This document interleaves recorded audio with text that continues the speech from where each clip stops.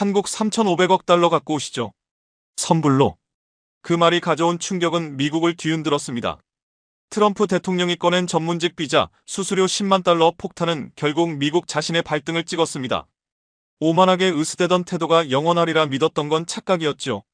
그러나 대한민국은 쉽게 물러서지 않았습니다. 삼성은 단 하루 만에 텍사스 공장 투자를 전면 중단했고 미국 반도체 생태계의 심장은 순식간에 멈춰 섰습니다. 아이폰과 AI 칩, 전기차 생산까지 줄줄이 멈추었고 대한민국의 기술을 대체할 나라는 없었습니다. 무슨 일이 벌어진 걸까요? 자신만만하던 미국이 단 한 기업 앞에서 무너진 충격적 이야기입니다. 지금 시작합니다. 한국이 미국 대통령을 탄핵 직전까지 몰아넣었다고 생각하십니까? 총 한 발 쏘지 않고 폭탄 하나 터뜨리지 않고도 말입니다. 저는 알렉산더 그레이슨으로서 그 모든 참사를 앞장서 밀어붙인 장본인이었습니다. 트럼프 대통령이 한국은 우리 시장 없이 하루도 못 버틴다며 비웃던 날을 기억합니다. 2025년 8월이었죠. 그러나 단 한 달 만에 미국은 한국 앞에서 굴복할 수밖에 없었습니다. 그날 오후 3시 백악관 오벌 오피스는 승리의 분위기로 가득했습니다. 트럼프 대통령 앞에는 두 장의 행정명령서가 놓여 있었죠. 하나는 한국산 반도체에 100% 관세를 부과하는 것, 다른 하나는 전문직 비자 수수료를 10만 달러로 인상하는 것이었습니다. 저는 그 옆에 서서 이 역사적 순간을 지켜보고 있었습니다. 심장이 뛰었습니다. 드디어 미국이 진짜 힘을 보여주는 순간이라고 믿었으니까요. 드디어 때가 왔다. 트럼프 대통령이 펜을 들며 말했습니다. 한국 놈들의 코를 납작하게 만들어줄 시간이다. 너무 오래 참았다. 대통령님의 결단이 미국을 다시 위대하게 만들 것이다. 저는 열정적으로 맞장구 쳤습니다. 한국은 우리 시장 없이는 하루도 버티지 못한다. 이번에는 정말 결판을 내자. 주변 참모들조차 흥분을 숨기지 못했습니다. 스티브 배넌을 떠올리게 하는 강경파 한 참모가 주먹을 불끈 쥐고 외쳤습니다. 삼성, LG, 현대 전부 무너뜨려야 한다. 미국 기술을 훔쳐 성장한 녀석들이 감히 우리를 우습게 보다니. 또 다른 참모가 거들며 말했습니다. 이재용이 직접 백악관으로 달려와 용서를 빌 장면이 벌써 눈앞에 보인다. 저는 더 강하게 말했습니다. 사흘이면 백기를 들 것이다. 아니 이틀이면 충분할지도 모른다. 삼성 주가가 폭락하고 이재용 회장이 직접 백악관으로 달려올 것이다. 트럼프는 만족스러운 표정으로 고개를 끄덕였습니다. 그래, 알렉산더, 내가 한국 경제를 정확히 꿰고 있구나. 이번엔 정말 끝장을 내자. 완전히 굴복시켜야 한다. 펜이 종이에 닿는 순간이었습니다. 그때 회의실은 숨소리마저 잦아들었습니다. 역사가 바뀌는 순간이었으니까요. 서명이 끝나자 참모들의 박수가 터져나왔습니다. 트럼프 대통령은 펜을 들어올리며 의기양양하게 선언했습니다. 내가 이 서명하는 순간 한국의 반도체 신화는 종말을 맞을 것이다. 삼성, 그들은 우리 시장이 없으면 하루도 버티지 못한다. 완전히 끝장이다. 회의실 안은 열기로 가득 차 있었습니다. 한 참모가 손바닥을 탁 치며 외쳤습니다. 드디어 해냈습니다. 한국 경제에 결정적인 타격을 줬어요. 다른 참모 하나가 더 과격한 말을 내뱉었습니다. 현지에서 일하는 한국인을 모두 추방하고 공장을 인질로 삼는 건 물론이고 필요하다면 평택의 우리 동맹들에게 13조 원짜리 방위비 청구서를 보내는 것도 가능하다고 했죠. 동맹이라 봐줄 이유는 없다는 말에 저는 전율을 느끼면서도 이상한 쾌감을 느꼈습니다. 이렇게까지 해야 한국이 정신을 차릴 거라 생각했거든요. 한국은 우리 반도체 시장의 70%나 의존하고 있습니다. 저는 브리핑 자료를 들며 자신있게 말했습니다. 삼성전자 매출의 절반이 미국에서 나옵니다. 관세 폭탄이 터지면 주가는 폭락하고 결국 무릎을 꿇을 수밖에 없습니다. 계산상으로도 그럴 수밖에 없죠. 완벽하군. 트럼프가 자리에서 일어나며 소리쳤습니다. 이제 기술 이전 협상도 밀어붙이자고요.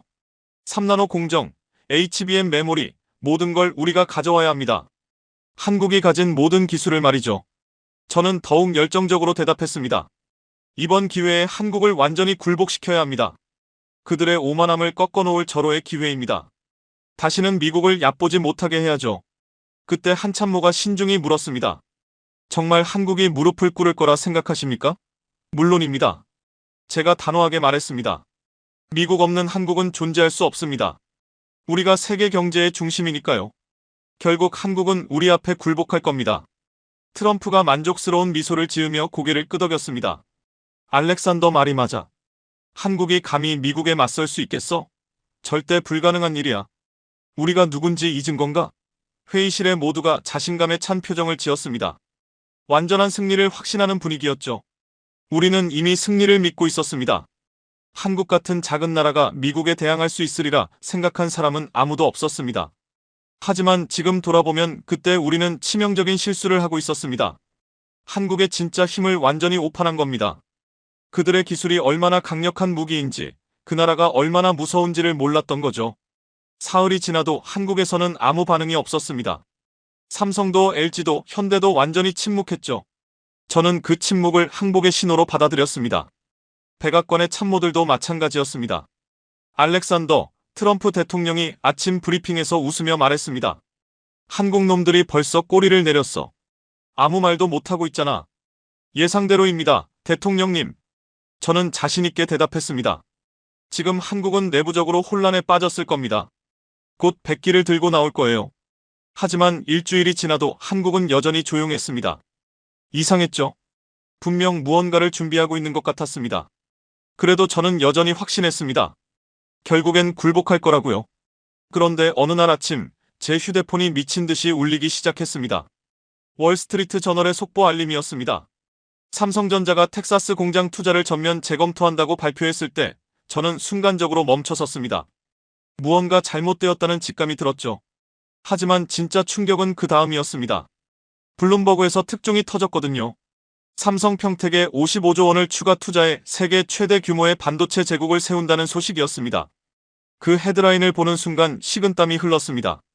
도대체 무슨 일이 일어나고 있는 걸까요? 저는 급히 트럼프 대통령에게 전화를 걸었습니다. 알렉산더, 자네도 들었겠지만 한국이 대체 무슨 짓을 하는 거야?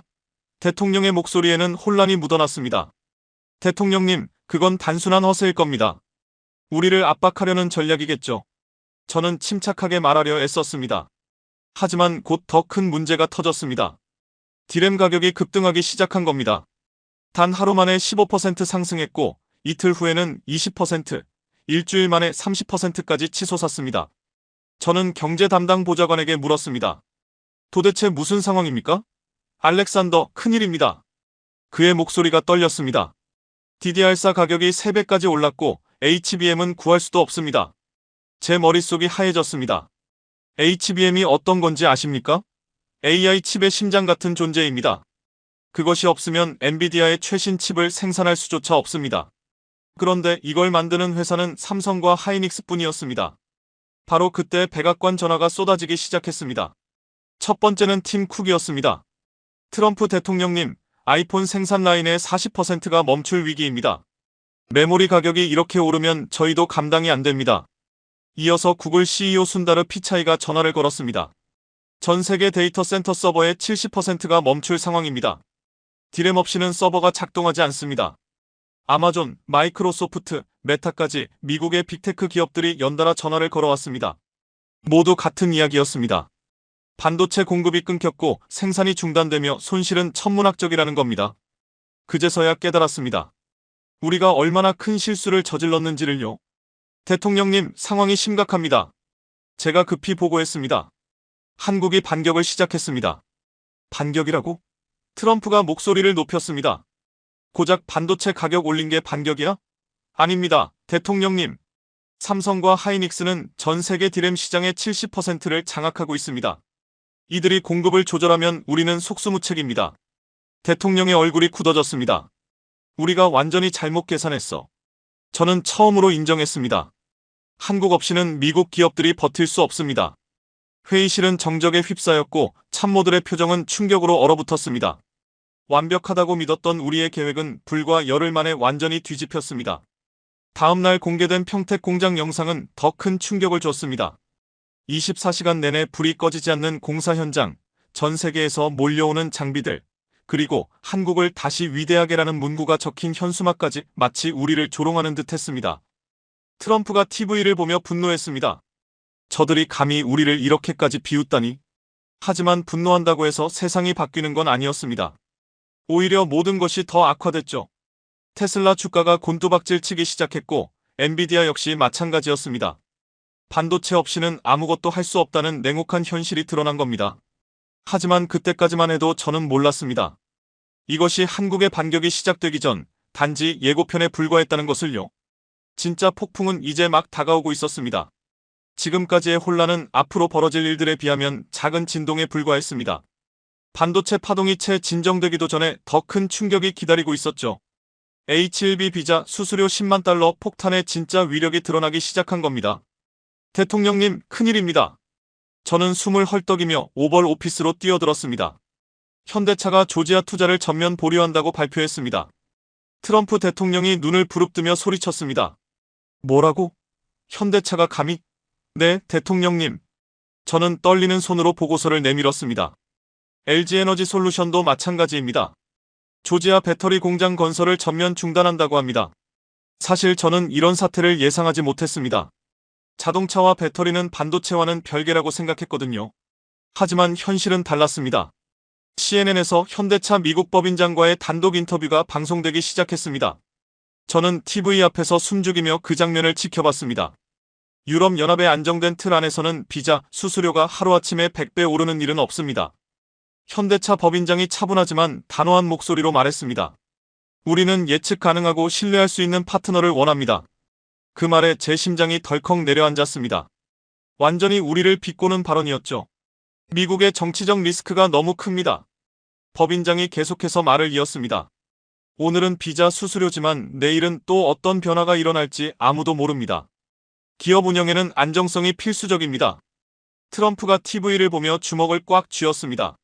저놈들이 우릴 무시하고 있어. 하지만 충격적인 소식이 이어졌습니다. 헝가리 총리가 직접 기자회견을 열었습니다. 우리는 기업을 정치의 볼모로 삼지 않습니다. 그의 목소리가 전 세계로 퍼졌습니다. 한국의 위대한 기술력을 유럽의 미래를 위해 영입하겠습니다. 그리고 다음 날 현대차와 LG에너지솔루션이 헝가리에 50억 달러 규모의 기가팩토리 건설을 발표했습니다. 조지아에 계획했던 투자액의 2배였습니다. 어떻게 하자는 겁니까? 혼란스러운 마음으로 제가 물었습니다. 그때 전화기가 울렸습니다. 조지아 주지사였습니다. 알렉산더, 당신들이 무슨 짓을 한 거야? 분노에 찬 목소리가 들려왔습니다. 수만 개의 일자리가 사라질 위기라고, 주민들에게 뭐라고 설명해야 하냐고. 주지사님, 진정하십시오. 말을 하려 했지만 끊어졌습니다. 곧 사우스캐롤라이나 주지사에게서도 전화가 왔습니다. BMW 협력업체들이 줄줄이 한국으로 돌아간다는데 이게 도대체 무슨 일입니까? 이어서 텍사스 주지사까지 전화를 걸어왔습니다. 삼성 공장도 멈췄는데 이제 현대차까지라니 백악관에서 도대체 뭘 하는 겁니까? 그제야 깨달았습니다. 우리가 얼마나 큰 실수를 저질렀는지를. 한국 기업들의 미국 내 투자 규모가 상상 이상이었습니다. 대통령님, 상황이 심각합니다. 제가 급히 보고했습니다. 공화당 주지사들이 들고 일어나고 있습니다. 뭐라고? 트럼프가 얼굴을 붉히며 소리쳤습니다. 지금까지 확인된 것만 해도 15만 개의 일자리가 위험에 처했습니다. 저는 떨리는 목소리로 그렇게 설명했습니다. 조지아 7만 개, 텍사스 5만 개, 사우스캐롤라이나 3만 개였다. 회의실 공기는 싸늘해졌다. 모두가 충격에 빠진 표정으로 나를 바라봤다. 하지만 더 놀라운 건 유럽의 반응이었다. 독일 총리가 직접 나서 한국 기업들을 적극 환영한다고 발표했고, 프랑스 대통령도 우리는 신뢰할 수 있는 파트너라고 강조했다. 마치 미국이 점점 고립되어 가는 듯한 기분이었다. 그때 블룸버그가 또 하나의 속보를 내보냈다. 유럽연합이 한국과 반도체 전략적 동맹을 논의 중이라는 보도였다. 전혀 예상치 못한 일이었다. 그들은 우리를 완전히 배제하고 있었다. 나는 절망스러운 목소리로 말했다. 트럼프가 책상을 내리치며 외쳤다. 한국 놈들이 감히 우리를 무시하다니. 그러나 현실은 냉혹했다. 한국 기업들은 이제 미국이 필요 없다는 메시지를 명확히 보냈다. 그들에겐 유럽이라는 확실한 대안이 있었고 유럽은 그들을 두 팔 벌려 맞이하고 있었다. 이제 어떻게 해야 하죠? 한 참모가 조심스레 물었다. 나는 답하지 못했다. 처음으로 우리의 계획에 치명적인 균열이 생겼음을 인정해야 했다. 한국은 우리가 생각했던 것보다 훨씬 강하고 준비되어 있었다. 사장. 한국 기업들의 대탈출이 본격화되자 미국 언론들이 움직이기 시작했다. 그들의 날카로운 시선이 우리 정책의 허점을 파헤치기 시작한 것이다. 첫 번째 충격은 일론 머스크에게서 왔다. 그가 조 로건 팟캐스트에 출연해 폭탄 같은 발언을 한 것이다. 이건 미친 짓이에요. 머스크의 목소리는 순식간에 전 세계로 퍼졌다. H1B 비자가 없었다면 스페이스X도 테슬라도 존재하지 못했을 겁니다. 핵심 엔지니어 절반이 H1B 출신이거든요. 나는 그 방송을 실시간으로 보고 있었다. 머스크는 계속 말했다. 이건 미국 우선주의가 아니라 미국 바보 정책입니다. 혁신을 죽이는 결정이에요. 누가 이런 어리석은 생각을 한 겁니까? 내 얼굴이 화끈거렸다. 그 어리석은 생각을 한 사람이 바로 나였기 때문이다. 트럼프 대통령은 즉시 트위터에 반박했다. 일론은 현실을 몰라. 미국인 일자리를 지키는 게 최우선이야. 그러나 머스크는 물러서지 않았다. 그럼 대통령 부인은 어떻게 설명하시겠습니까? 멜라니아 여사도 H1B로 미국에 오지 않았나요? 그 순간 식은땀이 흘렀다. 예상치 못한 일격이었다. 다음날 워싱턴 포스트가 일면에 특종을 터뜨렸다. 멜라니아 트럼프 1996년 H1B 비자로 입국. 기사는 비자 취득 과정까지 낱낱이 파헤쳤다. 어떻게 해야 합니까? 내가 당황해 묻자 트럼프가 소리쳤다. 가짜 뉴스야. 언론이 날 공격하려고 꾸민 거야. 하지만 증거는 명백했다. 이민국 기록과 비자 신청서가 모두 공개되었다. 멜라니아뿐 아니라 트럼프 조직의 핵심 인사들 대부분도 같은 방식이었다. 소셜미디어가 폭발했다. 트럼프의 위선이라는 해시태그가 순식간에 전 세계 트렌드 1위를 차지했다. 미국인들조차 분노하기 시작했다. 자신과 가족은 H1B 혜택을 받으면서 다른 사람들은 맞겠다고 하다니. 한 시민은 CNN 인터뷰에서 말했다. 이건 완전한 내로남불이야. 대통령이 이럴 수 있나? 또 다른 시민이 덧붙였다. 나는 그 영상들을 보며 처음으로 깊은 회의감을 느꼈다.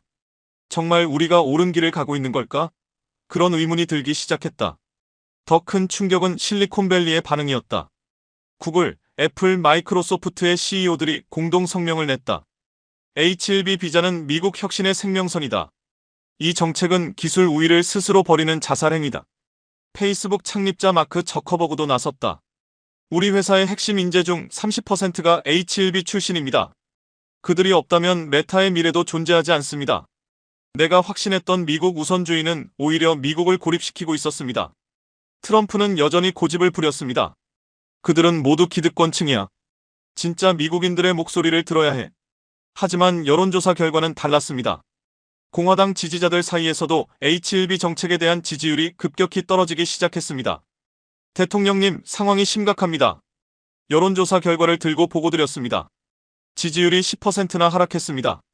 여론조사도 조작이야. 트럼프가 분노했습니다. 언론이 꾸며낸 거라며. 그러나 현실은 냉혹했습니다. 공화당 의원들조차 거리두기를 시작했습니다. 텍사스 출신 공화당 상원의원이 기자회견을 열었습니다. 저는 대통령을 존중하지만 이번 H1B 정책만큼은 재검토해야 한다고 생각합니다. 텍사스 경제에 미치는 충격이 너무 큽니다. 조지아 출신 하원의원도 같은 입장을 밝혔습니다. 당 차원에서 다시 논의해야 합니다. 그제서야 깨달았습니다. 우리가 얼마나 고립되어 있었는지. 그것은 한국만의 문제가 아니었습니다. 미국 내부에서도 저항이 커지고 있었습니다. 알렉산더, 자네 생각은 어떤가? 트럼프가 나를 바라보며 물었습니다. 잠시 망설였습니다. 처음으로 대통령께 솔직한 의견을 말해야 할 순간이었습니다. 대통령님, 조심스럽게 입을 열었습니다. 우리가 뭔가 간과하고 있는 것 같습니다. 간과하고 있다고. 트럼프의 시선이 날카로워졌습니다. 미국 우선주의가 정말 이런 의미였을까요? 처음으로 의문을 제기했습니다. 그 순간 회의실이 조용해졌습니다. 나 자신조차 믿음의 균열이 생기기 시작한 겁니다. 과연 우리가 옳은 방향으로 가고 있는 건지 확신할 수 없었습니다. H1B 위기가 최고조에 달했을 때 예상치 못한 곳에서 더 큰 충격이 터졌습니다. 바로 국방부였습니다. 대통령님, 국방장관이 긴급 면담을 요청했습니다. 비서가 오버오피스로 뛰어들어왔습니다. 극비 보고서를 가지고 왔다고 합니다. 트럼프가 얼굴을 찌푸렸습니다.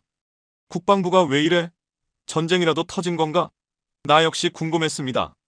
경제 문제로 시끄러운데 국방부가 왜 나서는 걸까? 30분 뒤 국방장관이 두꺼운 봉투를 들고 들어왔습니다. 봉투에는 아이즈올리라는 붉은 도장이 찍혀 있었습니다. 최고기밀 문서였습니다. 대통령님, 이 보고서는 절대 외부로 유출되어선 안 됩니다. 국방장관의 얼굴이 굳어 있었습니다. 한국 관세 사태가 우리 국가 안보에 미치는 영향을 분석한 자료입니다. 트럼프가 서류를 받아 첫 페이지를 넘겼습니다. 순간 대통령의 얼굴이 굳어졌습니다. 이게 무슨 말이야? 트럼프가 소리쳤습니다. F-35 전투기가 한국 부품 없이는 생산도 불가능하다고. 국방장관이 고개를 끄덕였습니다. 맞습니다, 대통령님. F-35의 디스플레이 핵심 부품이 삼성 제품입니다. 대체가 불가능한 상황입니다. 그 말을 듣고 충격을 받았습니다. 최신 전투기가 한국 기술에 의존하다니요. 그뿐만이 아닙니다. 국방장관이 이어 설명했습니다. 이지스함 레이더 시스템의 핵심 반도체도 삼성과 하이닉스의 것입니다. 이것이 없으면 레이더가 작동하지 않습니다. 트럼프의 얼굴이 점점 붉어졌습니다. 도대체 누가 이런 걸 허락한 거야? 대통령님, 더 심각한 문제가 있습니다. 국방장관이 신중히 말을 이었습니다. 우리 핵잠수함의 배터리 시스템도 LG 기술에 의존하고 있습니다. 순간 회의실이 정적에 잠겼습니다. 핵잠수함조차 한국 기술 없이는 움직일 수 없다는 말이었습니다. 어떻게 해야 합니까? 떨리는 목소리로 물었습니다. 사실이라면? 사실입니다. 국방장관이 단호히 답했습니다. 지난 20년간 비용 절감을 위해 한국산 부품을 대량으로 사용했습니다. 이제 그 의존도는 되돌릴 수 없는 수준에 도달했습니다. 저는 그제서야 우리가 얼마나 심각한 실수를 저질렀는지 깨달았습니다. 경제적 압박을 가한다고 생각했지만 결국 우리 스스로의 목을 조르고 있었던 것입니다. 주한미군 철수는 어떻습니까? 한 참모가 물었습니다. 그걸로 압박하자는 말에 국방장관이 고개를 저었습니다. 주한미군 철수는 자살행위입니다. 우리 무기 체계가 한국 기술에 의존하고 있는 상황에서 철수하면 오히려 전력이 마비됩니다. 트럼프는 보고서를 탁 던지며 외쳤습니다. 그건 말도 안 돼. 미국이 세계 최강의 군사력인데 한국에 의존한다고? 그게 현실입니다, 대통령님. 국방장관이 냉정하게 대답했습니다. 중국과의 AI 경쟁에서도 마찬가지입니다. 한국의 HBM 메모리 없이는 우리 AI 무기 체계가 중국에 뒤처질 수밖에 없습니다. 그 말을 듣는 순간 온몸에 소름이 돋았습니다. 한국을 압박한다고 생각했는데 정작 한국 없이는 중국과 경쟁조차 할 수 없다는 사실이었습니다. 이 보고서는 누가 작성한 거야? 트럼프가 분노하며 물었습니다. 국방부 최고의 전문가들이 3주간 분석한 결과입니다. 모든 자료가 검증됐습니다. 그러나 트럼프는 받아들이지 않았습니다. 이건 패배주의자들이 만든 가짜 뉴스야. 미국이 한국에 의존한다는 게 말이 되나? 그는 보고서를 움켜쥐고 찢으려 했습니다. 이런 거짓말은 용납할 수 없어. 대통령님, 이건 국가 기밀입니다. 국방장관이 다급히 말렸습니다. 그 순간 저는 진짜 공포를 느꼈습니다. 대통령이 현실을 완전히 부정하고 있었기 때문입니다. 명백한 사실 앞에서도 인정하지 않으려는 모습이 너무나 무서웠습니다. 알렉산더 트럼프가 저를 노려보며 외쳤습니다. 자네, 이 보고서를 믿는 건가? 저는 대답할 수 없었습니다. 국방장관의 설명은 구체적이고 논리적이었지만 그렇다고 대통령 앞에서 인정할 수도 없었습니다. 대통령님, 일단 좀 더 검토해보는 게. 검토할 것도 없어. 트럼프가 분노하며 소리쳤습니다. 이건 국방부 내부의 배신자들이 꾸민 짓이야. 회의실 공기가 얼어붙었습니다. 모두가 숨을 죽이고 아무 말도 하지 못했습니다. 그때 국방장관이 마지막으로 말했습니다. 대통령님, 현실을 인정하셔야 합니다. 한국 없이는 우리가 중국에 질 수밖에 없습니다. 하지만 트럼프는 듣지 않았습니다. 현실 부정만 계속됐죠. 그 순간 저는 확신했습니다. 우리가 정말 위험한 길로 들어서고 있다는 것을요. 국방부 극비 보고서 파문이 채 가라앉기도 전에 한국에서 결정적인 반격이 날아왔습니다. 2025년 9월 25일, 그날을 저는 평생 잊지 못할 겁니다. 아침 7시, 제 휴대폰이 미친 듯이 울렸습니다. 블룸버그 속보였습니다. 한국 김민석 총리 긴급 기자회견 예고. 불길한 예감이 들었습니다. 오전 10시 서울정부청사에서 기자회견이 시작됐습니다. 저는 백악관 상황실에서 실시간으로 지켜보고 있었습니다. 김 총리가 단상에 올라섰습니다. 그의 표정은 차분했지만 단호했습니다. 마치 중대한 결정을 내린 사람의 얼굴이었습니다. 여러분, 오늘 이 자리에 선 이유는 명확합니다. 김 총리가 입을 열었습니다. 미국의 일방적인 정책 변경에 대한 우리 정부의 입장을 밝히기 위해서입니다. 저는 숨을 죽였습니다. 뭔가 큰일이 벌어질 것 같은 예감이 들었죠. 지난 한 달간 우리는 인내했습니다. 하지만 인내에도 한계가 있습니다. 특히 H-1B 문제는 우리 기업 활동에 치명적인 영향을 미치고 있습니다. 그때 한 기자가 물었습니다. 총리님, 미국과의 협상은 어떻게 진행되고 있습니까? 김 총리가 잠시 침묵하더니 폭탄 발언을 던졌습니다. 비자 문제가 해결되지 않으면 3,500억 달러 규모의 대미 투자는 불확실해질 수밖에 없습니다. 저는 자리에서 벌떡 일어났습니다. 잠깐만요. 그 엄청난 투자가 위험에 처했다는 겁니까? 김 총리가 단호히 말했습니다. 이건 위협이 아닙니다. 단순한 현실입니다. 기업은 예측 가능한 환경에서만 투자를 결정합니다. 현재와 같은 불안정한 상황이 이어진다면 다른 길을 찾을 수밖에 없습니다. 블룸버그 기자가 다시 물었습니다. 구체적으로 어떤 대안을 염두에 두고 계신가요? 유럽, 동남아시아 등 여러 방향이 있습니다. 김리가 차분히 답했습니다. 우리는 이미 다양한 나라들과 논의를 시작했습니다. 그 말을 듣는 순간 온몸에 전율이 일었습니다. 한국이 정말로 미국과의 결별을 준비하고 있다는 뜻이었습니다. 기자회견이 끝나자마자 월스트리트가 크게 흔들렸습니다. 다우 지수가 개장 직후 500포인트나 떨어졌습니다. 투자자들이 공포에 휩싸인 것입니다. 알렉산더, 큰일입니다. 경제 참모가 뛰어들어왔습니다. 시장이 완전히 붕괴되고 있습니다. 저는 급히 모니터를 확인했습니다. 삼성과 관련된 미국 기업들의 주가가 폭락하고 있었습니다. 애플이 8%, 엔비디아가 12%, 테슬라가 15%까지 급락했죠. 아메리칸 리스크가 현실이 된 겁니다. 월스트리트 저널 기자가 TV에서 외쳤습니다. 미국의 정치적 불확실성이 전 세계 투자를 위축시키고 있습니다. 저는 그 표현에 충격을 받았습니다. 아메리칸 리스크라니요? 늘 다른 나라들에 붙이던 단어가 이제 미국에 사용되고 있었습니다. 그러나 진짜 충격은 다음날 찾아왔습니다. 삼성전자가 공식 입장을 발표한 것입니다. 삼성전자는 텍사스 테일러 공장 건설을 무기한 중단한다고 밝혔습니다. 삼성 대변인의 목소리가 CNN을 통해 전 세계로 퍼져나갔습니다. 그 순간 제 머리가 하얘졌습니다. 최악의 상황이 현실이 된 겁니다. 현재의 불안정한 정책 환경에서는 대규모 투자를 계속하기 어렵다고 판단했습니다. 대변인은 덧붙였습니다. 직원들의 안전과 기업의 지속 가능성을 위한 불가피한 결정입니다. 텍사스 현지에서는 즉시 혼란이 일어났습니다. 건설 현장에서 일하던 수천 명의 노동자들이 하루아침에 일자리를 잃었습니다. 어떻게 하자는 겁니까? 텍사스 테일러 시장이 지역방송 인터뷰에서 절규했습니다.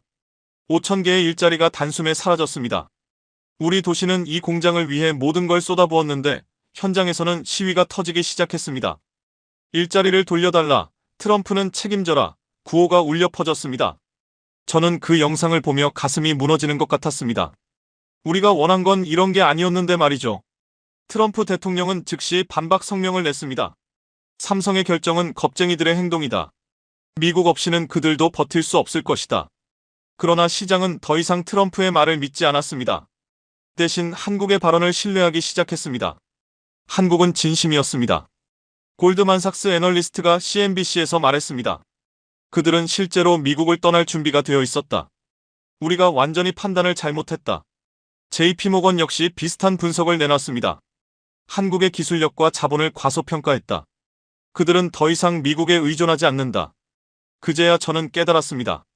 우리가 상대하고 있는 것은 과거의 한국이 아니라는 것을. 이제 한국은 미국과 어깨를 나란히 하는 나라가 되었습니다. 월스트리트의 심판은 냉혹했습니다. 트럼프 정책 실패라는 제목이 주요 언론을 장식했고 한국의 역습이라는 표현까지 등장했습니다. 그날 밤 저는 잠을 이룰 수 없었습니다. 우리가 시작한 전쟁에서 지고 있다는 현실이 너무 뚜렷했기 때문이죠. 그리고 아직 절반도 지나지 않았다는 사실이 두려웠습니다. 삼성 공장 중단 소식이 전 세계를 뒤흔든 지 사흘 후 저는 평생 잊지 못할 배신을 당했습니다. 그것도 제가 가장 신뢰하던 트럼프 대통령에게서 말이죠. 알렉산더, 자네가 책임져야 해. 그날 오후 백악관 집무실에서 트럼프가 처음으로 한 말이었습니다. 예, 무슨 뜻이십니까? 저는 놀랐습니다. 이 모든 게 자네 탓이야. 트럼프가 갑자기 고함을 질렀습니다. 한국 관세 정책도 H1 비자 문제도 모두 자네의 잘못된 조언 때문이야. 저는 귀를 의심했습니다. 분명히 모든 결정은 트럼프 대통령이 직접 내린 것들이었습니다. 저는 단지 그를 지지했을 뿐이죠. 대통령님, 하지만 이 정책들은... 제가 말하려는 순간 트럼프가 손으로 저를 막았습니다. 변명하지 마라. 트럼프가 책상을 세게 치며 고함쳤습니다. 너는 한국 경제를 잘못 판단했어. 결국 나를 속인 셈이지. 그 순간 저는 몸에 힘이 다 빠져나갔습니다. 몇 년 동안 대통령을 위해 모든 걸 바쳐왔는데 이제 와서 그 책임을 제게 돌리려는 겁니까? 언론에는 이렇게 발표하겠어. 트럼프가 냉정한 목소리로 말했습니다. 알렉산더 그레이슨이 잘못된 정보를 제공해서 정책 실패가 일어났다고. 자네가 희생양이 되는 거야. 어떻게 하시겠다는 겁니까? 저는 절망적인 목소리로 물었습니다. 저는 대통령님을 믿고 따랐을 뿐입니다. 그건 내 책임이야. 트럼프가 싸늘하게 대답했습니다. 정치란 원래 그런 거야. 누군가는 책임을 져야 하고 이번엔 그게 너야. 그 순간 제 세상이 무너지는 듯 했습니다. 그렇게 충성했던 사람이 나를 배신하다니 믿을 수 없었죠. 네가 사임하면 모든 게 끝나. 트럼프가 너무도 당연하다는 듯이 말했습니다. 그리고 앞으로 내 앞에 나타나지도 마. 저는 그 자리에서 곧장 나왔습니다. 더는 견딜 수 없었거든요. 복도를 걸으며 눈물이 흘렀습니다. 분노와 배신감 그리고 깊은 허무감이 몰려왔습니다. 집에 돌아와서 곰곰이 생각했습니다. 정말 내 잘못이었을까?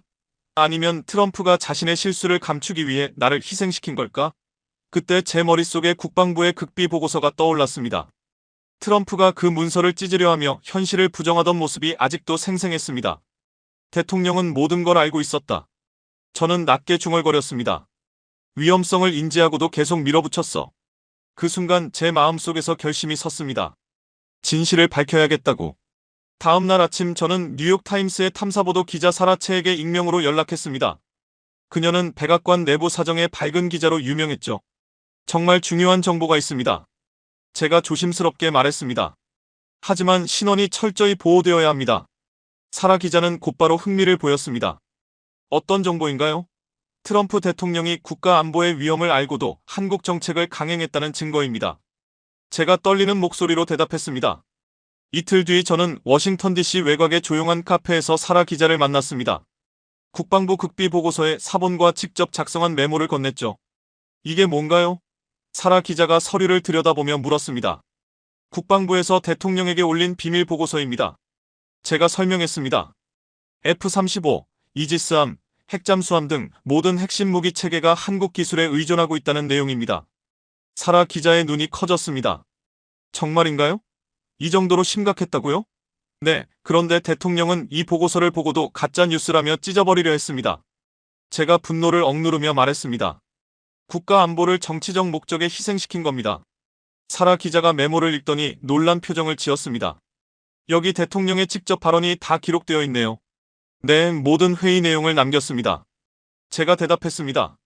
대통령이 현실을 부정하고 전문가 조언을 무시한 과정이 전부 담겨 있습니다. 일주일 후 뉴욕타임스 일면에 폭탄 기사가 터졌습니다. 트럼프, 안보 위험 인지하고도 한국 압박 강행. 부제목은 전직 참모의 증언으로 드러난 백악관 내부의 진실이었습니다. 기사가 공개되자 미국 전역이 뒤집혔습니다. 트럼프가 국가 안보를 위험에 빠뜨렸다는 사실이 구체적인 증거와 함께 드러난 겁니다. 이는 명백한 직무유기입니다. 민주당 하원 의장이 기자회견에서 외쳤습니다. 대통령이 국가 안보를 정치적 도구로 이용했습니다. 더 놀라운 건 공화당의 반응이었습니다. 텍사스의 공화당 상원의원 테드 크루즈가 성명을 냈습니다. 당보다 국가가 우선입니다. 그는 단호히 말했습니다. 삼성 공장 폐쇄로 제 지역에서 수천 명이 일자리를 잃었습니다. 이것은 대통령의 명백한 정책 실패입니다. 조지아 출신의 또 다른 공화당 의원도 같은 입장을 밝혔습니다. 더 이상 눈 감고 있을 수 없습니다. 국가의 안보와 경제를 이렇게 무너뜨릴 수는 없습니다. 사우스캐롤라이나의 린지 그레이엄까지 공개적으로 나섰습니다. 저는 지금까지 트럼프를 지지해왔지만 이번만은 달랐습니다. 국가의 이익이 개인적인 충성보다 더 우선되어야 한다고 생각했습니다. 폭로가 이어지자 상황은 걷잡을 수 없이 번졌습니다. CNN은 트럼프 탄핵론을 집중 보도했고 폭스뉴스조차 대통령의 판단력 부재를 문제 삼았습니다. 며칠 후 하원에서 탄핵 조사를 개시할지 여부를 두고 표결이 열렸습니다. 민주당뿐 아니라 공화당에서도 다수 의원이 찬성표를 던졌습니다. 결과는 274대 161 탄핵 조사가 통과됐습니다. 공화당 내부에서도 23명이 당의 입장을 거슬렀습니다. 그 뉴스를 보며 제 마음은 복잡했습니다. 제가 원한 건 이런 혼란이 아니었지만 결국 나라 전체가 소용돌이에 휘말린 느낌이었습니다. 그래도 진실은 반드시 밝혀져야 한다고 믿었습니다.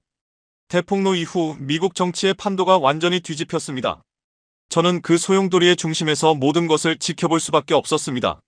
마치 제가 만든 폭풍이 온 나라를 휩쓸고 지나가는 듯한 기분이었죠. 탄핵 조사가 시작된 지 일주일 만에 더 많은 증거가 쏟아졌습니다. 국방부 내부 고발자들이 잇따라 등장했고 CIA도 한국 기술 의존 보고서를 의회에 제출했습니다. 대통령은 이미 모든 사실을 알고 있었습니다. 전직 국방부 차관이 청문회에서 그렇게 증언했습니다. F-35 부품 문제, 이지스함 시스템 마비 위험 등 모든 보고를 받고도 묵살했다고 말했습니다. 청문회장은 매일 폭탄 발언으로 떠들썩했습니다. 제가 제출한 메모와 녹취록은 핵심 증거로 채택됐습니다. 트럼프가 보고서를 가짜 뉴스라며 찢어버리려 한 장면까지 폭로됐습니다. 이는 명백한 반역 행위입니다. 민주당 의원이 외쳤습니다. 대통령이 국가 안보를 정치적 목적에 이용했다고요? 그러나 더 충격적인 것은 공화당 내 대규모 이탈이었습니다. 플로리다의 마르코 루비오조차 당을 배신하는 것이 아니라 국가를 구하는 일이라고 밝혔습니다. 그리고 마침내 그날이 왔습니다. 하원에서 트럼프 대통령 탄핵 소추안 표결이 열렸습니다. 저는 집에서 TV를 통해 그 역사적인 순간을 지켜봤습니다. 하원 의장이 결과를 발표할 때까지 숨을 죽였습니다. 찬성 289표, 반대 146표, 탄핵 소추안이 가결되었습니다. 그 목소리는 전 세계로 퍼져나갔습니다. 공화당 의원 67명이 당의 방침을 거슬러 찬성표를 던졌습니다. 전례 없는 일이었습니다. 텍사스, 조지아, 사우스캐롤라이나 출신 의원들이 대거 이탈했습니다. 탄핵 소추 소식이 전해지자 주식시장은 오히려 급등했습니다.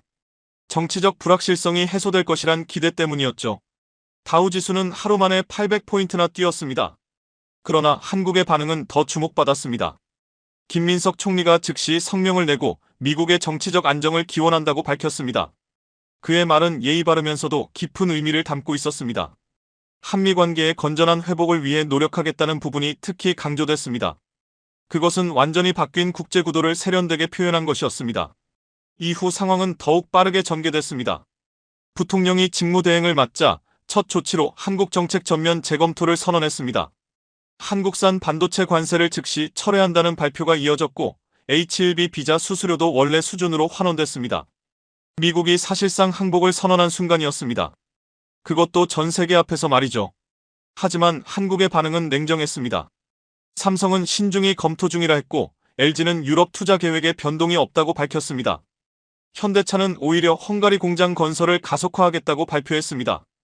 완전히 주도권이 바뀐 겁니다. 이제는 미국이 한국에 간청하는 형국이었죠. 제발 돌아와달라고 말입니다. 텍사스 주지사는 직접 서울을 찾아 삼성 재투자를 부탁하며 고개를 숙였습니다. 조지아 주지사 역시 마찬가지였습니다.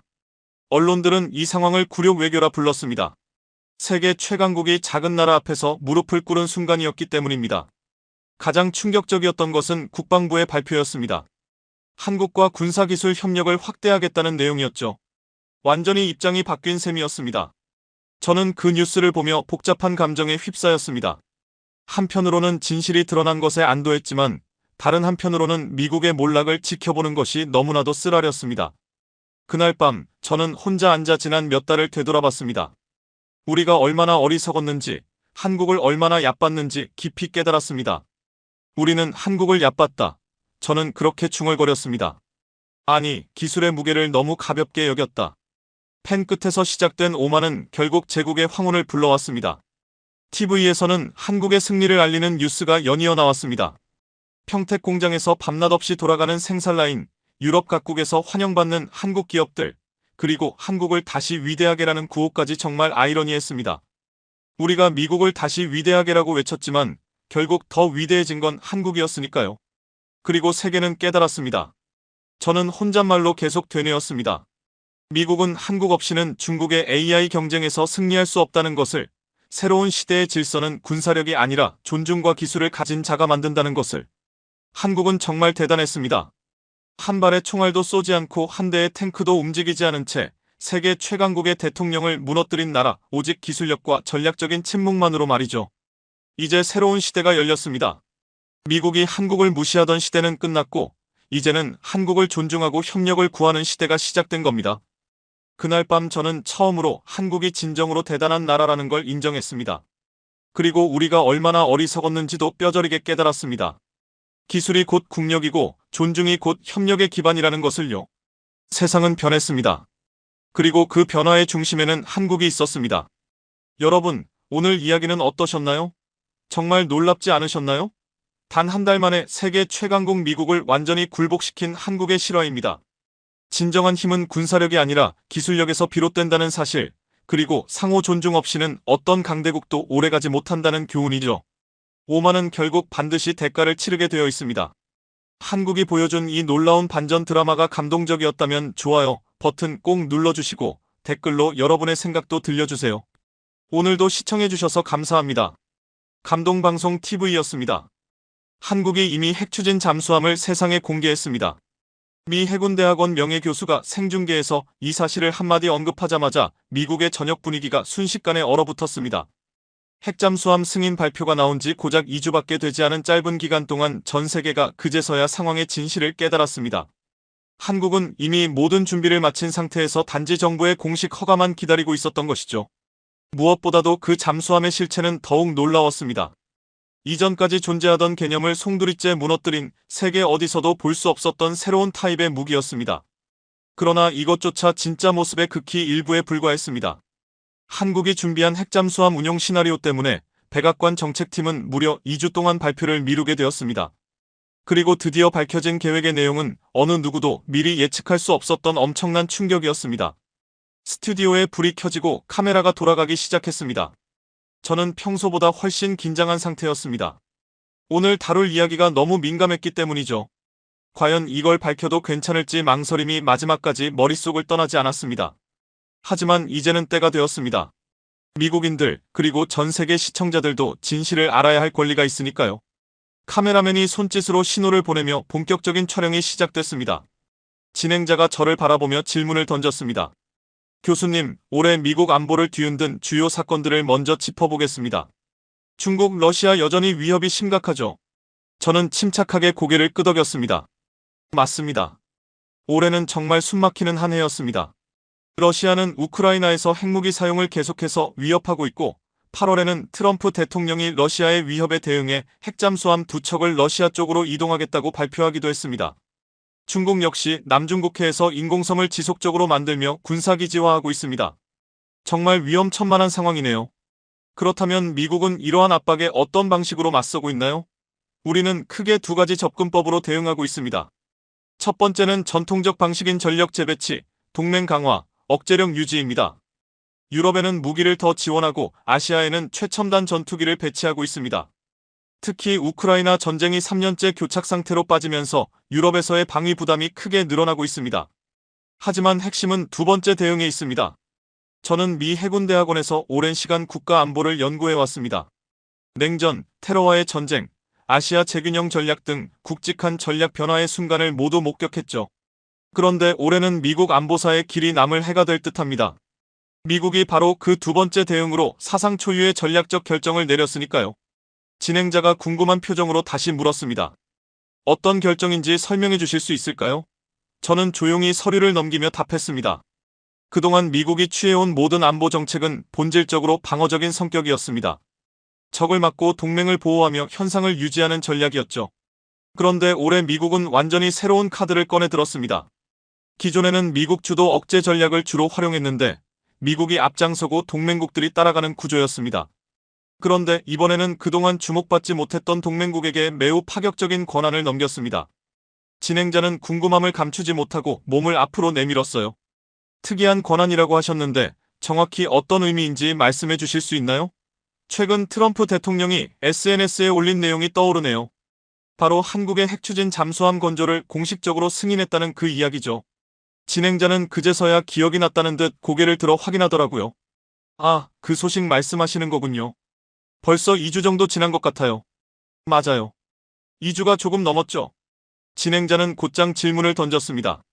그런데 교수님, 한국이 실제로 핵추진 잠수함을 만들 수 있는 능력이 있나요? 사실 저는 한국이 잠수함을 만든다는 사실조차 잘 몰랐습니다.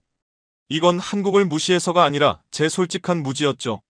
사실 미국인 대부분도 한국의 조선 기술이 어느 정도인지 잘 모릅니다. 대개 삼성이나 현대자동차 정도만 떠올리는 경우가 많잖아요. 저는 조용히 고개를 끄덕였어요. 많은 사람들이 그렇게 생각하죠. 하지만 현실은 전혀 다릅니다. 진행자가 약간 놀란 듯이 눈썹을 올렸습니다.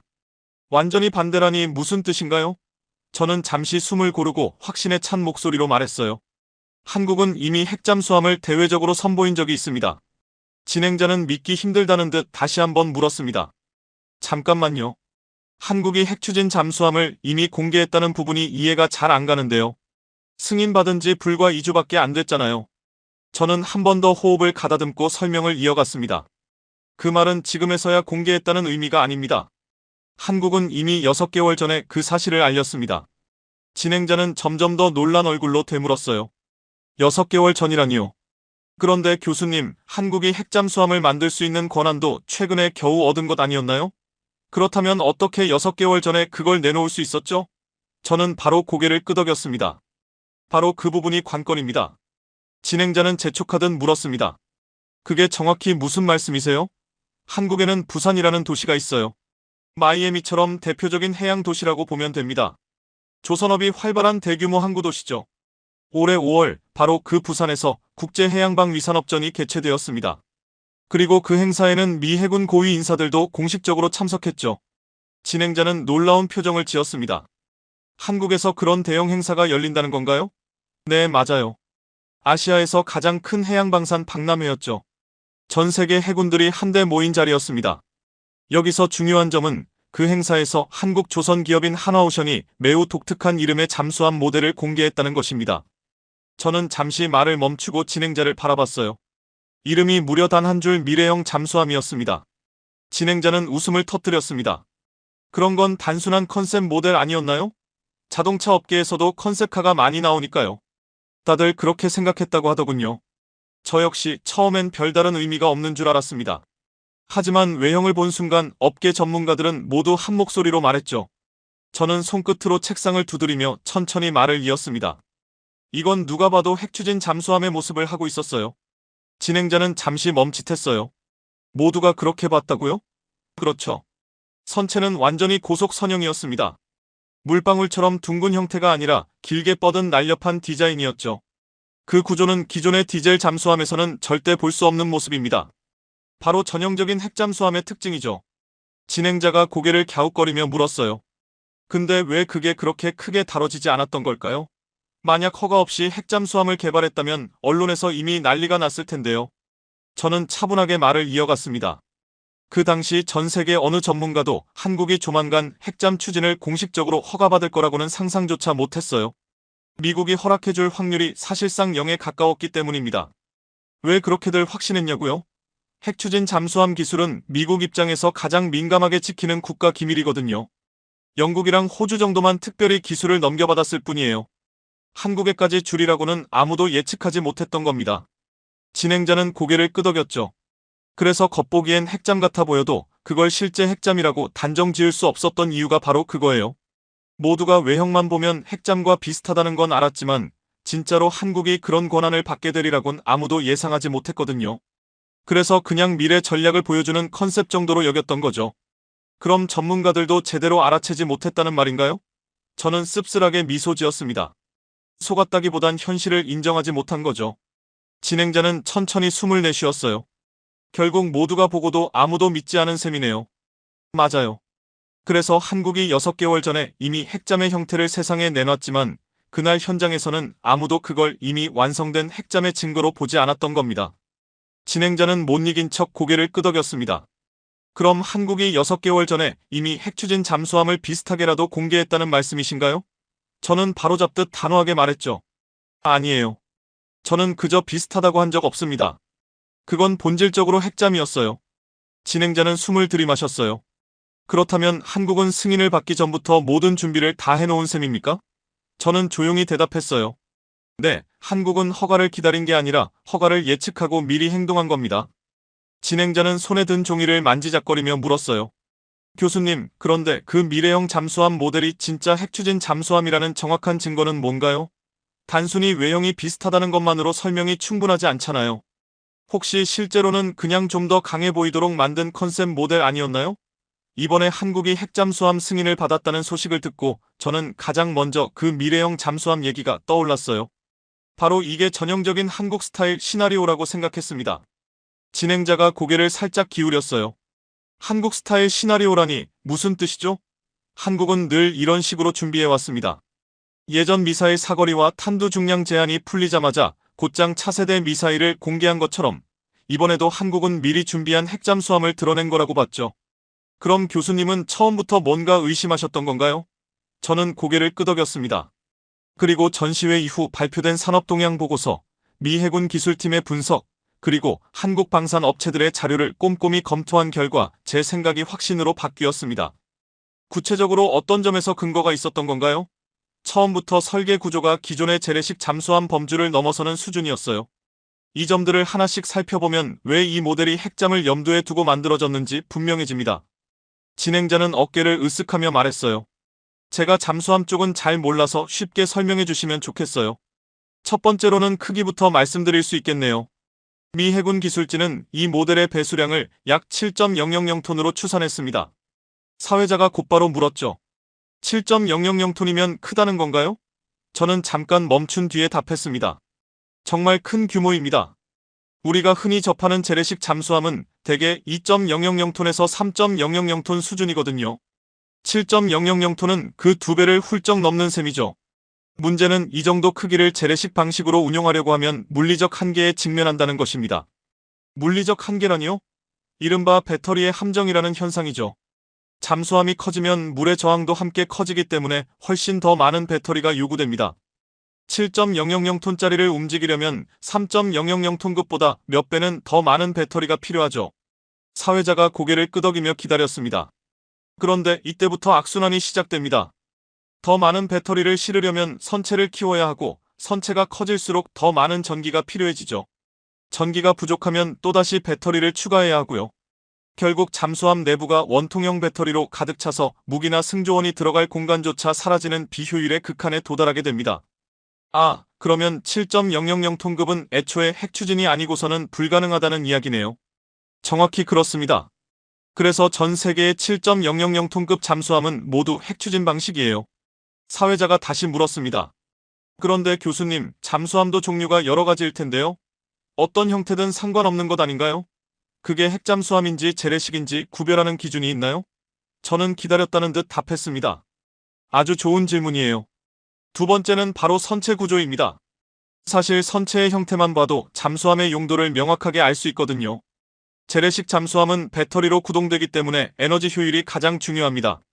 그래서 물방울 모양으로 만들어 물의 저항을 최소화하죠. 그렇다면 핵잠수함은 다르다는 말인가요? 완전히 다릅니다. 핵잠수함은 원자로가 제공하는 막대한 에너지를 사용할 수 있기 때문에 에너지 효율보다는 고속 주행에 최적화된 긴 형태를 가지게 됩니다. 날렵하고 길쭉한 모양으로 설계하는 거죠. 사회자가 이해한 듯한 표정을 지었습니다. 아, 그러니까 한국이 공개한 모델이 그런 고속 주행형 구조였던 거군요. 맞아요. 세 번째는 무장 체계입니다. 이 모델은 수직 발사관 20기를 탑재한 것으로 확인됐습니다. 사회자가 순진하게 다시 물었습니다. 발사관이 많으면 무조건 좋은 건가요? 저는 설명을 덧붙였습니다. 좋다기보다 거의 불가능에 가깝습니다. 수직 발사관이 20기 있다는 것은 잠수함에서 동시에 미사일 20발을 쏠 수 있다는 뜻이죠. 이런 시스템을 운용하려면 엄청난 전력과 고도의 화력 통제 체계가 필요합니다. 재래식 잠수함에서 이런 구성을 가진 전례는 세계적으로 없습니다. 사회자는 놀란 표정으로 다시 확인했습니다.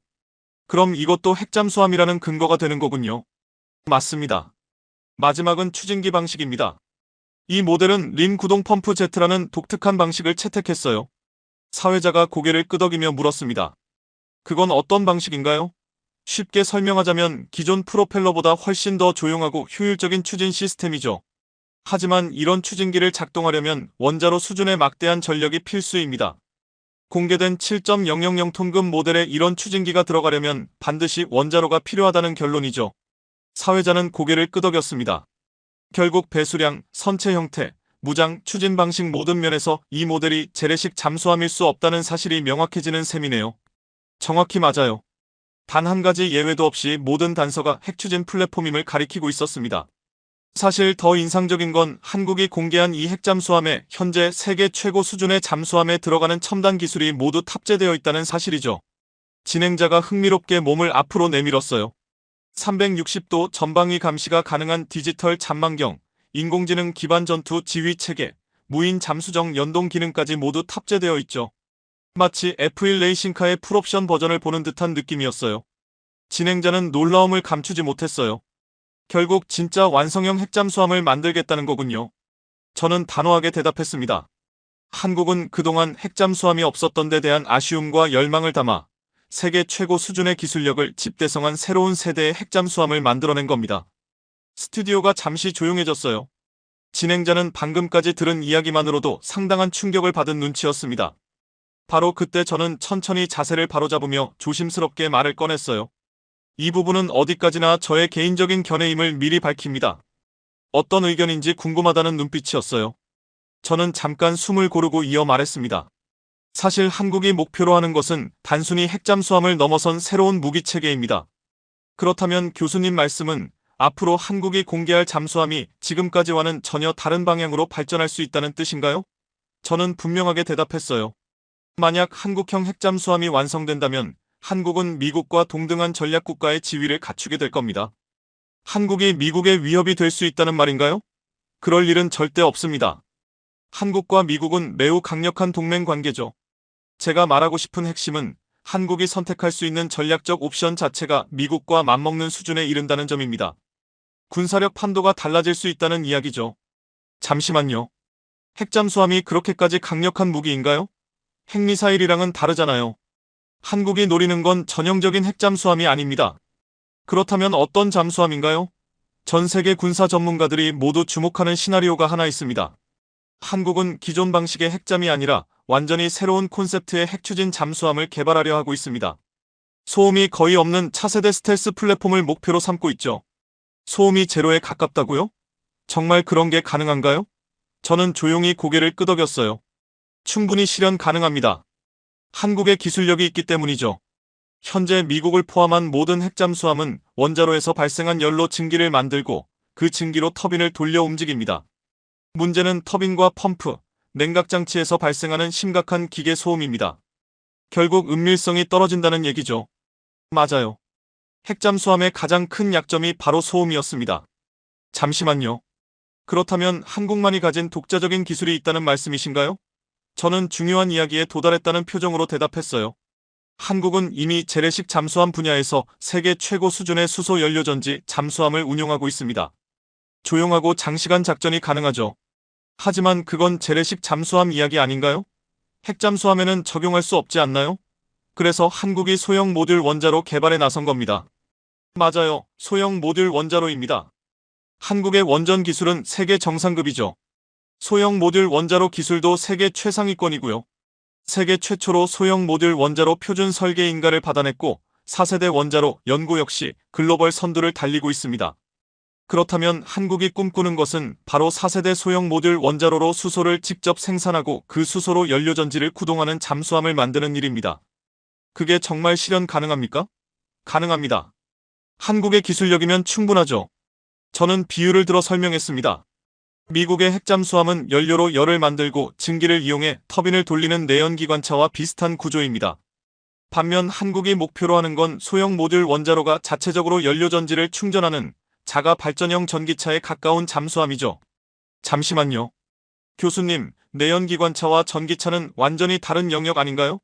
그럼 한국은 기존 핵잠수함을 만드는 것이 아니라 완전히 새로운 개념의 잠수함을 만들고 있다는 말씀이신가요? 저는 미소를 지으며 고개를 끄덕였어요. 바로 그겁니다. 70년 동안 유지되어 온 터빈 구동 방식의 한계를 뛰어넘는 완전히 새로운 차원의 무기입니다. 이 기술이 실현되면 세계 최초의 완전 스텔스 핵추진 잠수함이 등장하게 되는 것이죠. 미국조차 갖지 못한 무기냐고요? 저는 조용히 고개를 끄덕였습니다. 물론 미국도 개발할 수 있습니다. 하지만 그들이 완성하는데 얼마나 걸릴지는 아무도 모릅니다. 반면 한국은 이미 기술을 확보했고 실제로 제작에 착수했을 가능성이 높습니다. 교수님, 만약 이게 사실이라면 한국은 기존의 핵잠수함을 단순히 뒤따르는 것이 아니라 새로운 기준을 만드는 국가가 되는 셈이군요. 저는 침착하게 정리했습니다. 맞아요. 그리고 바로 이 점이 한국형 핵잠수함이 미국에게도 결코 무시할 수 없는 존재가 되는 이유입니다. 진행자는 곧바로 다음 질문을 던졌습니다. 그렇다면 교수님, 한국이 이런 무기를 굳이 개발해야 하는 이유가 뭡니까? 핵무기 보유 의지도 아닌데 말이죠. 한국은 핵무기를 원하지 않습니다. 하지만 현실적으로 핵을 가진 국가들 사이에 놓여 있습니다. 북한과 중국 두 나라가 대표적이죠. 그렇습니다. 지금 한국이 처한 상황은 단순한 영토 분쟁과는 차원이 다릅니다. 전 세계적으로 가장 비대칭적이고 위험한 전략 환경입니다. 저는 손끝으로 테이블을 두드리며 말을 이었습니다. 북쪽에는 이미 실전 배치된 핵탄두가 존재하고 서쪽에는 세계에서 가장 많은 미사일 전력이 배치되어 있습니다. 진행자가 다시 물었습니다. 그렇다면 한국은 핵무기 없이 어떻게 이 위협을 감당하려는 겁니까? 그래서 이 잠수함이 필요한 거예요. 왜 하필 잠수함입니까? 핵무기 없이 핵보유국에 대응할 수 있는 방법은 공포의 균형을 만드는 것뿐입니다. 공포의 균형이요? 저는 조금 더 구체적으로 설명했습니다. 맞아요. 설령 우리 본토가 핵공격을 받아도 반드시 살아남아 상대의 중심부를 파괴할 수 있다는 두려움을 심어주는 것입니다. 이게 바로 냉전 시절 미국과 소련이 유지했던 상호확증 파괴 전략의 핵심입니다. 진행자는 고개를 끄덕였습니다. 그런데 한국은 핵이 없잖아요. 그렇죠. 그래서 핵 대신에 새로운 무기가 필요한 겁니다. 그리고 반드시 생존할 수 있는 단 하나의 플랫폼이 바로 우리가 이야기한 완전 스텔스 핵추진 잠수함입니다. 왜 잠수함만이 살아남을 수 있다고 보는 거죠? 저는 설명을 이어갔습니다. 지상의 군사시설은 위성에 의해 모두 노출될 수밖에 없습니다. 공군 기지든 미사일 기지든 심지어 지하 벙커조차 예외가 아니죠. 하지만 해저의 세계는 다릅니다. 특히 우리가 말한 초저소음 잠수함이라면 핵공격을 당해도 결코 위치를 찾을 수 없습니다. 진행자는 이제서야 모든 퍼즐이 맞춰진 듯한 표정을 지었습니다. 이것이 바로 핵무기가 없는 나라가 핵보유국을 상대로 가질 수 있는 유일하고도 가장 강력한 비대칭 억제력입니다. 결국 한국의 핵잠수함 도입은 중국이나 북한에게는 엄청난 경고가 되겠군요. 저는 단호하게 대답했습니다. 그렇습니다. 그들 입장에서는 한국이 보내는 명확한 신호일 겁니다. 만약 너희가 우리를 핵으로 공격한다면 우리 역시 바닷속에서 너희 수도를 무너뜨릴 수 있다는 뜻이죠. 짧은 침묵이 흐른 뒤 저는 한마디를 덧붙였습니다. 여기까지가 한국의 방어 전략입니다. 그러나 더 중요한 질문이 남아 있습니다. 어떤 질문이죠? 저는 조용한 목소리로 말했습니다. 만약 한국이 단순히 방어만을 원했다면 반년 전 미래형 잠수함을 미리 공개할 필요가 없었습니다. 상대에게 우리의 계획을 알리는 건 어리석은 일이니까요. 진행자의 표정이 순간 굳어졌습니다. 그렇다면 한국의 진짜 의도는 무엇입니까? 저는 천천히 대답했습니다. 한국은 단지 필요에 따라 움직인 것이 아닙니다. 이미 미국조차 예측하지 못한 그 다음 수를 준비하고 있었던 거죠. 그리고 미국에게 선택지를 남겨두지 않았습니다. 선택지가 없었다고요? 네, 맞습니다. 한국은 미국의 승인 여부와 상관없이 이미 핵잠수함을 만들 수 있는 모든 준비를 끝마쳤습니다. 이제 미국은 한국과 손을 잡거나 혹은 한국을 경쟁 상대로 돌릴지 결정해야만 했습니다. 진행자는 조용히 숨을 들이마셨습니다. 그렇다면 미국이 허가를 내준 건 한국을 지원하려는 의도가 아니라 한국을 통제할 수 있는 마지막 기회를 잡으려는 것이었다는 뜻이죠. 그 다음 단계는 무엇일까요? 이 질문에 답하려면 먼저 한국이 이 권한을 어떤 과정을 통해 얻었는지부터 이야기해야 합니다.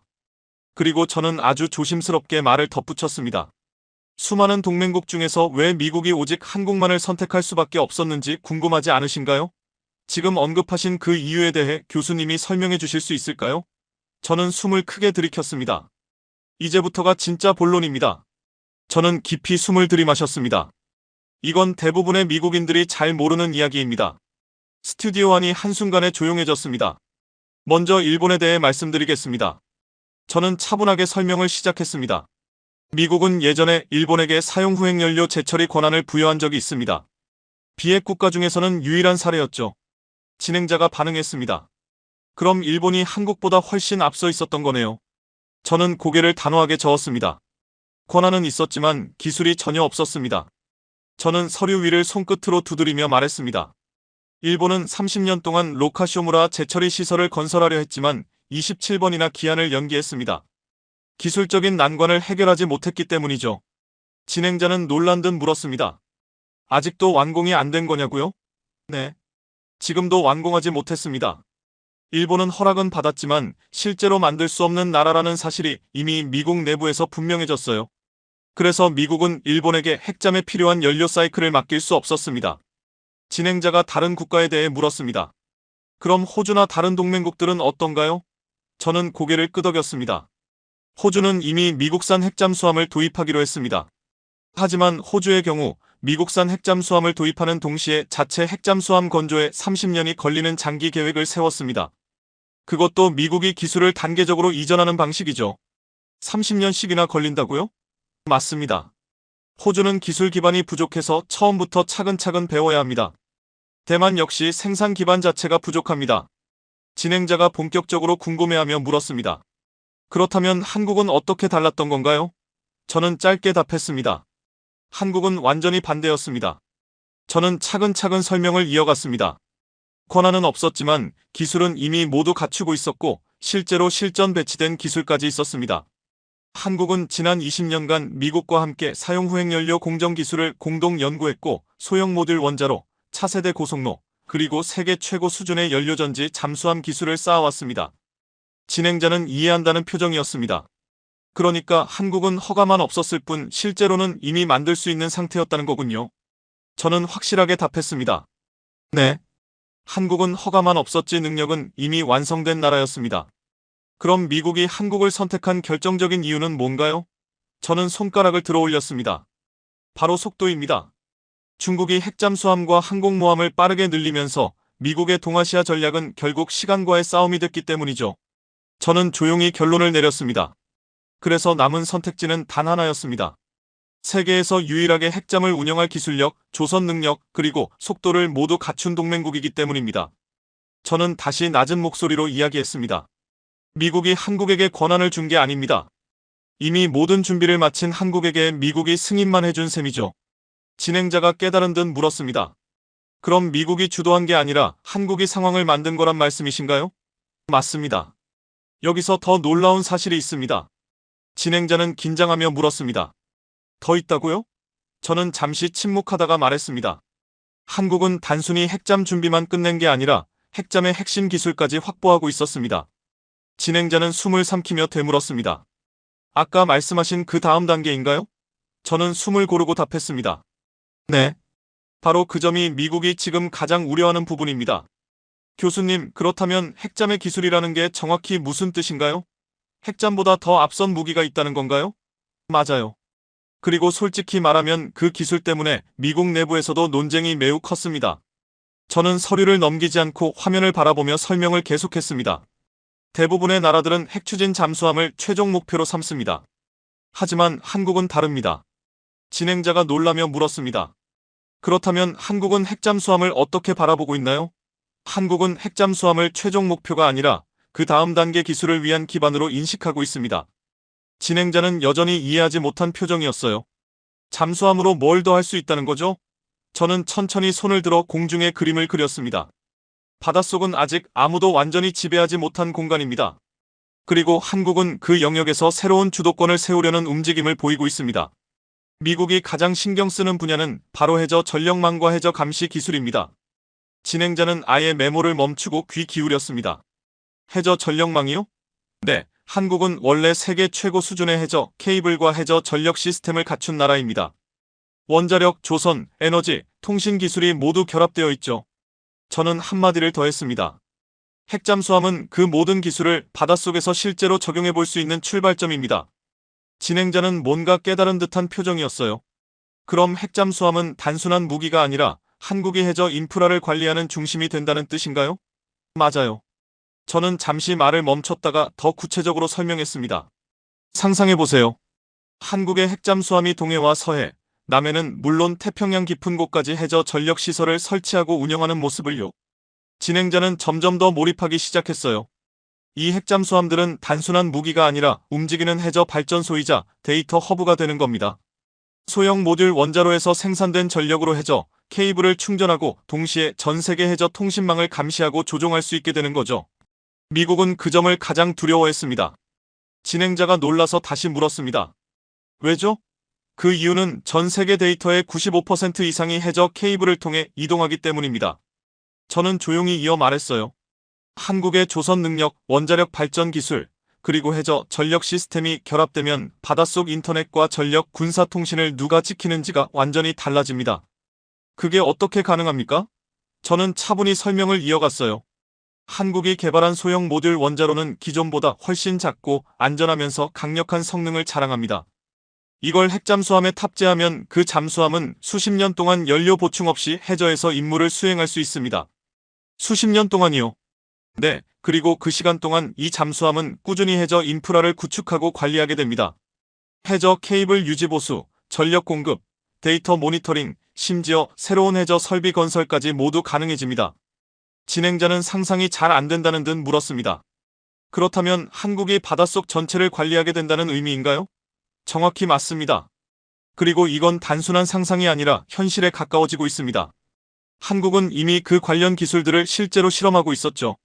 저는 목소리를 낮췄습니다. 부산, 울산, 조선소 근처 해역에서 한국이 수년간 수행한 장기 자망 실험이 있습니다.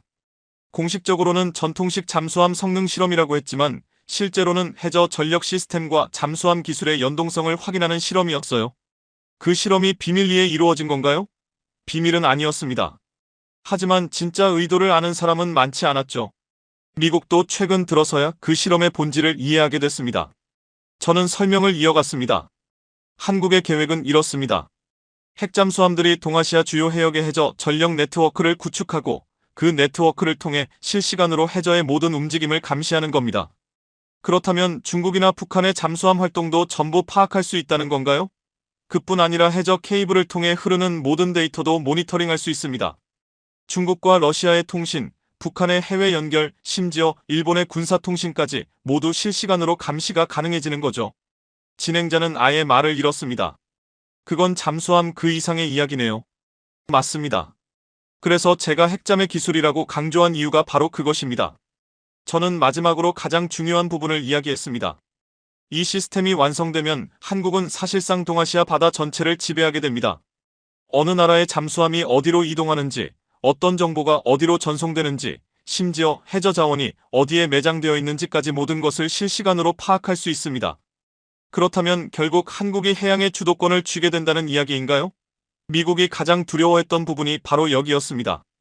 한국이 미국의 영향력 밖에서 그러한 힘을 갖게 되는 순간이었으니까요. 그래서 미국은 결국 동의할 수밖에 없었습니다. 미국이 한국을 선택한 배경은 분명했습니다. 이미 한국의 기술력은 핵잠수함으로 향하고 있었고 미국이 이를 저지하거나 외면할 수도 없는 상황이었습니다. 진행자는 내 의도를 알아챈 듯한 표정으로 물었습니다. 결국 미국이 택할 수 있는 방법은 단 하나였죠. 나는 말을 이어갔습니다. 그 기술이 미국의 손을 벗어난 독립 세력으로 성장하기 전에 미리 인정하고 동맹의 틀로 묶어두는 것, 그것만이 미국이 할 수 있는 최선의 조치였습니다. 나는 진행자를 바라보며 설명했습니다. 그리고 미국이 이 결정을 내리기까지 얼마나 깊은 고민을 했는지를 보여주는 자료가 바로 이번에 공개된 팩트시트였습니다. 이번에 백악관에서 발표한 한미 정상회담 관련 팩트시트에는 트럼프 전 대통령의 의중이 분명히 담겨 있었습니다. 하지만 그 결론이 나오기까지 2주나 미뤄졌다는 사실은 미국의 진짜 내면을 보여줍니다. 진행자는 갑자기 더욱 집중된 표정이었습니다. 팩트시트 공개가 미뤄졌다고요? 그게 어떤 의미가 있는 걸까요? 2주간의 지연은 우연이 아니었습니다.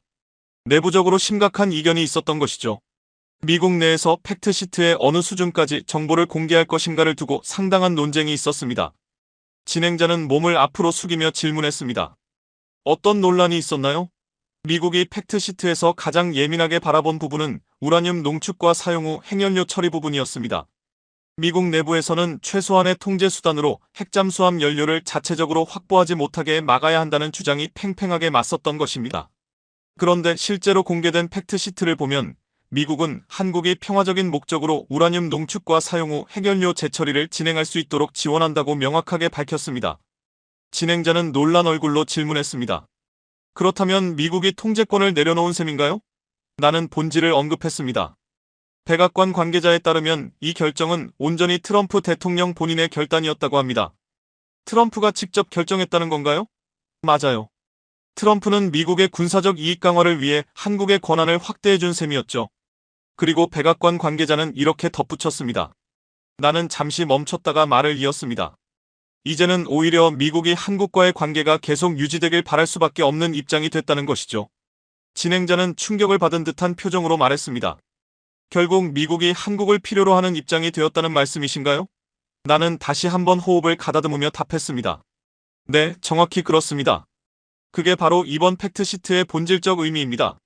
나는 팩트시트의 중요한 내용을 풀어서 설명했습니다. 팩트시트에는 결정적인 또 하나의 문장이 있습니다. 미국은 한국이 핵추진 공격 잠수함을 건조하도록 승인했다. 그리고 연료 조달 방안을 포함해 이 조선 프로젝트의 모든 요구를 해결하기 위해 한국과 긴밀히 협력하겠다고 명시돼 있습니다. 여기서 중요한 건 단순 승인 그 이상입니다. 승인이라는 표현 뒤에는 미국이 처음으로 공식 문서를 통해 이미 한국이 갖고 있는 능력을 인정했다는 상징이 깔려 있죠. 진행자는 더 이해하려 애쓰는 표정이었습니다. 그 부분이 왜 그렇게 중요한가요? 나는 천천히 설명했습니다. 미국은 초안에서 핵연료 공정 관련 문구를 민간 목적에만 한정하고 군사적 활용은 불허한다는 조항을 넣으려 했습니다. 하지만 한국은 분명하게 요구했습니다. 미래 안보 환경 변화에 대응할 가능성 자체를 원천 차단하는 조건은 받아들일 수 없다는 입장이었죠. 결국 미국이 한 걸음 물러섰고 팩트시트에는 군사적 활용 불가라는 표현 대신 평화적 목적이라는 넓은 외교적 수사가 들어가게 된 것입니다. 진행자는 점점 더 놀란 눈으로 물었습니다. 그렇다면 한국이 미국을 설득한 건가요? 아니면 압박한 건가요? 나는 조용히 답했습니다. 둘 다 아닙니다. 한국은 이미 현실을 만들어냈고 미국은 그 앞에서 선택을 할 수밖에 없었던 겁니다. 미국이 선택할 수 있는 길은 단 하나, 한국과 손을 잡거나 아니면 한국을 적으로 돌리는 두 갈래뿐이었습니다. 진행자는 잠시 생각에 잠기더니 물었습니다. 그렇다면 교수님, 이런 변화가 다른 국가들에게는 어떤 파급을 가져오겠습니까? 중국이 가장 큰 충격을 받았을 것입니다. 중국은 한국의 핵추진 잠수함 도입에 강하게 우려를 표한 데다 이번에 공개된 팩트시트를 사실상 핵무장 시도로 규정하며 이를 금지하는 법안을 추진하려 하고 있습니다. 진행자가 놀란 표정으로 되물었습니다. 중국이 공개적으로 반대에 나섰다는 말씀이신가요? 그렇습니다. 중국은 핵 확산을 막아야 한다는 앞뒤 맞지 않는 명분을 내세우며 한국의 핵무장 시도를 반드시 막겠다고 국제사회에 선언했습니다. 저는 조금 더 부연했습니다. 중국의 주장은 간단합니다. 한국이 우라늄 농축과 사용 후 핵연료 재처리 기술을 확보하면 언제든 핵무기로 전환이 가능하다는 것이고, 그래서 이번 팩트시트가 사실상 핵무장을 허가하는 문서라는 논리를 펴고 있습니다. 진행자는 이해가 가지 않는다는 듯 고개를 갸웃했습니다. 그런데 왜 모순이라고 말씀하시는 건가요? 저는 씁쓸하게 웃으며 답했습니다. 세계에서 가장 많은 핵무기를 보유한 나라가 다른 국가의 핵무장을 걱정한다는 게 과연 말이 됩니까? 게다가 북한의 핵개발에 대해서는 지금까지 사실상 눈을 감아왔으면서요. 하지만 중국이 정말 두려워하는 건 핵무기 그 자체가 아닙니다. 바로 한국의 기술 성장 속도입니다. 진행자는 뜻밖이라는 표정을 지었습니다. 저는 말을 이어갔습니다. 미국은 현재 세계 최강대국입니다. 하지만 그 위치가 2025년에만 보장되는 것이죠. 지금은 10년 뒤는커녕 1년 뒤조차 무엇이 일어날지 모르는 시대입니다. 한국을 보십시오. 불과 70년 전만 해도 잿더미에서 시작한 나라였습니다. 그런데 지금은 세계 5위권의 군사력을 갖춘 상상할 수 없는 나라로 성장했습니다. 진행자는 감탄하며 고개를 끄덕였습니다. 저는 잠시 숨을 고르고 핵심을 짚었습니다. 미국은 세계 최고 수준의 기술력을 가졌습니다. 윈도우나 구글, 애플 같은 소프트웨어에 특화되어 있습니다. 반면 한국은 초대형 선박과 반도체, 배터리, 철강 등 제조업에서 막강한 경쟁력을 가지고 있습니다. 저는 구체적인 사례로 설명했습니다. 반도체 없이는 애플의 스마트폰도 존재할 수 없습니다. 배터리가 없다면 테슬라 자동차도 움직일 수 없죠. 구글의 데이터 센터에는 한국의 메모리 반도체가 들어갑니다. 초대형 선박이 없으면 국제 무역 자체가 어려워집니다. 하지만 뒤집어 말하면 한국의 반도체와 배터리는 애플이 아니어도 중국과 유럽과 일본 어디에든 팔 수 있습니다. 반면 미국의 소프트웨어는 한국의 하드웨어 없이는 구현 자체가 어렵습니다. 진행자는 무언가 깨달은 듯 중얼거렸습니다. 그럼 한국이 더 유리한 고지를 점하게 된 건가요? 한국은 아무도 모르는 사이 미국의 핵심 산업을 사로잡았습니다. 대체 불가능한 기술력으로 미국의 심장부를 쥐게 된 것이죠. 이번 팩트시트에서 드러난 미국의 새로운 안보 전략은 결국 동아시아에서 한국을 중심축으로 패권을 강화하겠다는 뜻이었습니다. 진행자는 마침내 모든 맥락을 이해한 표정이었습니다. 저는 카메라를 응시하며 천천히 마지막 정리를 했습니다. 트럼프의 선택에 저는 전적으로 동의합니다. 다만 언젠가 한국 없는 미국이 상상될 수 없는 상황이 오지 않기만을 바랄 뿐입니다. 잠시 말을 멈춘 저는 조용히 덧붙였습니다. 한국은 이제 미국의 단순한 동맹국이 아니라 전략적 파트너가 되었습니다. 그리고 이 변화는 다시 되돌릴 수 없습니다. 진행자는 깊은 인상을 받은 듯 또 물었습니다. 그렇다면 앞으로 한국은 어떤 길을 걷게 될까요? 저는 확신에 찬 목소리로 답했습니다. 중요한 건 한국의 향후 행보보다 미국이 이 현실을 어떻게 받아들이느냐입니다. 지난 70년의 성장은 미국의 안보 지형을 완전히 바꿔놓았고 우리는 이 현실을 인정하는 것에서 다음 전략을 시작해야 합니다.